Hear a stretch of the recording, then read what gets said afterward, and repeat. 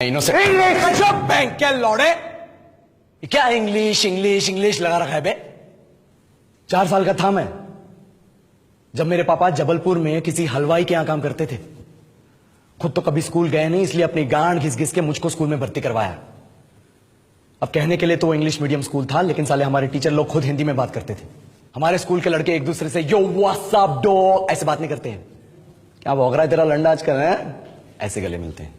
किसी तरह रट्टा मार मार के 10th तक पहुंचे तो पता चला कि जिंदगी में सफल होने के लिए एक ही तरीका है, और वो है इंजीनियरिंग।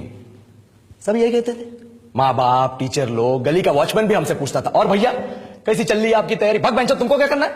इसलिए हमारे स्कूल के बच्चे हम सब पहुंच गए बकरों की तरह, मैं IIT, मैं NIT। अरे जिस बच्चे ने अपने बाप को जलेबी तलते देखा है वो तो यही सोचेगा ना कि जिंदगी में पैसा ही सब कुछ है।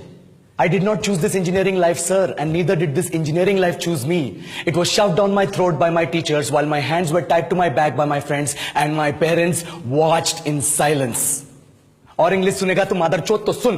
10th के बाद 2 साल लग गए इस कॉलेज में घुसने के लिए, कोचिंग में निकाल दिए, ना कुछ खेले ना कुछ सीखे। और 2 साल बाद जब यहां पहुंचे तो पता चला कि बड़े शहरों के कॉन्वेंट स्कूल के पढ़े बच्चे जब अंग्रेजी में बात करते हैं तो मरे हुए फूल भी खिल उठते हैं। आहा, हवा में ऑक्सीजन की मात्रा बढ़ जाती है इनकी अंग्रेजी सुन के। और पूरे कॉलेज की लड़कियां इन इंग्लिश स्पीकिंग लड़कों को अपना जीवनसाथी.com मान चुकी है। तुझे क्या लगता है, मुझे कभी लगा नहीं कि मैं अपनी अंग्रेजी पे काम करूं, अपनी पर्सनालिटी पे काम करूं, बहुत लगा। ये चूतिया इंडस वैली सिविलाइजेशन का जो एजुकेशन सिस्टम बिठा के रखे हो, जिसमें हर साल में 10 सब्जेक्ट, हर सब्जेक्ट में theory, practical, viva, lab work, external, internal, majors, minors, assignment, project, thesis, गांड मार के रख लिया हमारी। महीनों तक नहाना भूल जाते हम लोग और फिर हमारा परसेप्शन बना देते हो कि हम ऐसे ही रहना चाहते हैं। अब इस साल में एक बार कल्चरल फेस्टिवल आता है, एक बार, उसके लिए भी प्रोफेसर से भीख मांगनी पड़ती है। अरे बिना इंग्लिश बोले, बिना लड़कियों से बात किए कौन गांडू रहना चाहता है वैसे।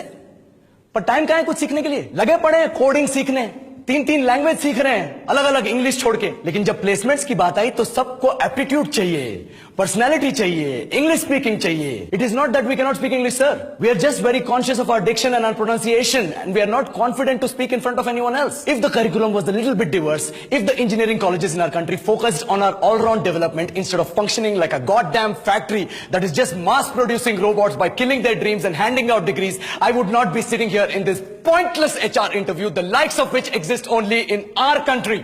ये लो सर, बोल दिया मैंने 4 और लाइन अंग्रेजी में। अब बताइए, क्या मैं आपके मल्टीनेशनल कंपनी के लायक हूं?